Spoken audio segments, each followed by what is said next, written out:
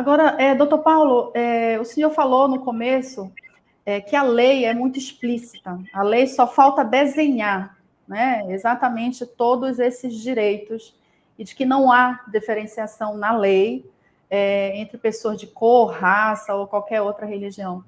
Mas aí eu lhe pergunto, será que, além de políticas públicas, eu acredito muito nesse sentido também, mas será que não está faltando punição? Porque eu vejo que tem os casos que são denunciados, eles são casos que ganham alguma repercussão. Recentemente, agora, inclusive, nós vimos um vídeo de uma moça dentro de uma loja de departamentos, onde foi acusada de roubo, né? Filmado, então está tudo documentado.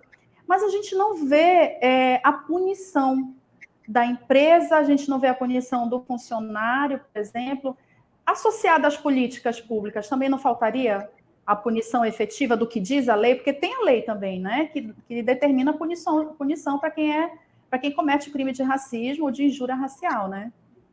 Tem sim, Luciana. Esses crimes, eles ainda acontecem no Brasil. Que absurdo, né? Século XXI, ainda tem gente que consegue ter este grau de atraso.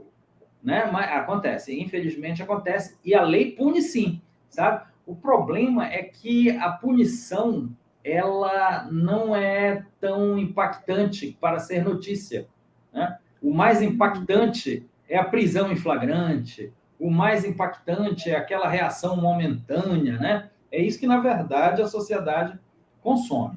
Mas, primeiro, é importante a gente fazer aqui uma diferenciação, já que você falou nisso, Luciana, diferenciação entre racismo e injúria racial. O racismo é aquele mal, aquela ação desagradável, aquela ação negativa, ou palavras que eu dirijo contra toda a raça.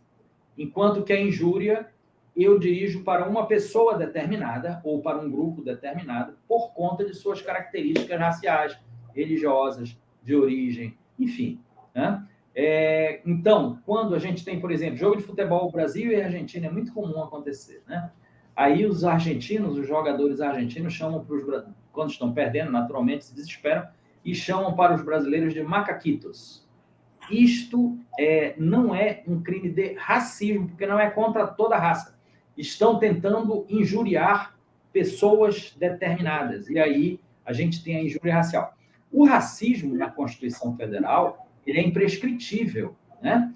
E o direito brasileiro ele avançou, inclusive aí por decisão judicial, o Supremo Tribunal Federal estendeu essa imprescritibilidade à injúria racial também, por ter a mesma natureza. Isso significa o quê? Todo crime, como tudo que a gente conhece, tem uma vida útil, tem um prazo de validade.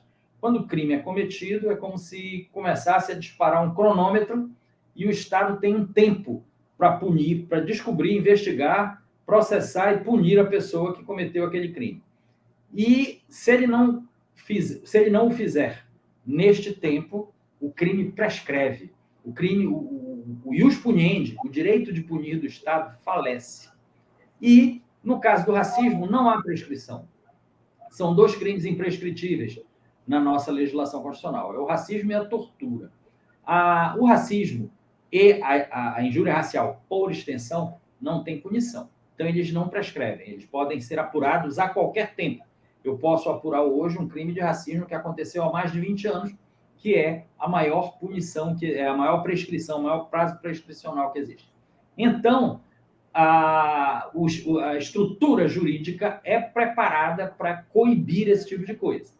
Mas, infelizmente, ainda existem pessoas e que recentemente têm ganhado voz, né? têm ganhado relevo na sociedade, essas opiniões pífias, estes raciocínios absolutamente ultrapassados, fora de época. E essas pessoas ainda estão entre nós, não são poucas, e agora elas se acham no direito de cometer livremente esse tipo de atitude que tanto machuca, que tanto maltrata.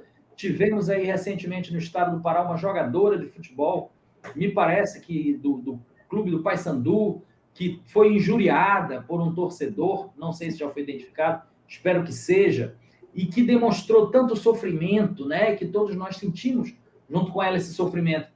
Deus, até quando nós vamos ser avaliados pela nossa forma? Quando nós vamos passar a ser considerados pelo nosso conteúdo, pelo que somos, na verdade, e não pelo que aparentamos, né? O brasileiro ainda está muito atrasado nesse sentido, e nós aqui no Pará, mais do que a média nacional. Infelizmente. Agora, doutor Paulo, o senhor falou uma questão que é muito importante. Opinião não é sinônimo de cometer, não é uma permissão para cometer crime, né? Então, muitas dessas pessoas que vão às redes sociais e que publicizam as suas opiniões, na verdade, estão cometendo crimes. Isso é importante também, porque racismo não é uma questão de opinião, né? Então, ele existe.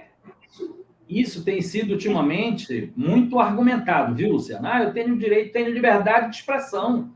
A Constituição garante, então eu vou falar a besteira que eu quiser. Não. Quem quer falar besteira vai ter que se responsabilizar pela besteira que está falando, seja essa pessoa quem for, viu? Exerça o cargo que exercer, tenha o sobrenome que tiver, tenha as condições financeiras que tiver, a lei ela vai te tratar de forma igual, porque todos são iguais perante a lei, acabei de falar. Então, a liberdade de expressão, o direito que eu tenho de expressar minhas ideias, ele não é impune. Eu tenho o direito de expressá-las, mas eu me responsabilizo por elas. Então, se ao expressar a minha ideia, eu vou macular a imagem de uma pessoa, seja essa pessoa física ou jurídica, e esta pessoa se sente agredida, afetada pela minha, muito embora insignificante opinião, pela publicização dela, então esta pessoa ela pode exigir em várias esferas a apuração do que eu falei. Dentre essas esferas, nós vamos ter a esfera criminal, porque pode significar um crime aí contra a honra, um crime de injúria, seja racial ou não, um crime de calúnia, um crime de difamação, enfim, cada caso é um caso, mas também tem a indenização. Todo mundo que gera um dano a alguém, seja esse dano patrimonial, físico ou moral, ele fica obrigado a ressarcir o dano. E aí fica também sujeito àquela pessoa que se achou no direito de falar atrocidades sobre outras pessoas ou outra pessoa, ela vai ser cobrada financeiramente. O dano que ela praticou, o dano moral que ela praticou vai ser mensurado em reais e ela vai ser cobrada. Isto é democracia, isto é legalidade. Qualquer um pode expor a sua ideia, mas ninguém pode livremente magoar as pessoas ou atentar contra os bens da pessoa, sejam bens físicos ou sejam bens morais, Luciano.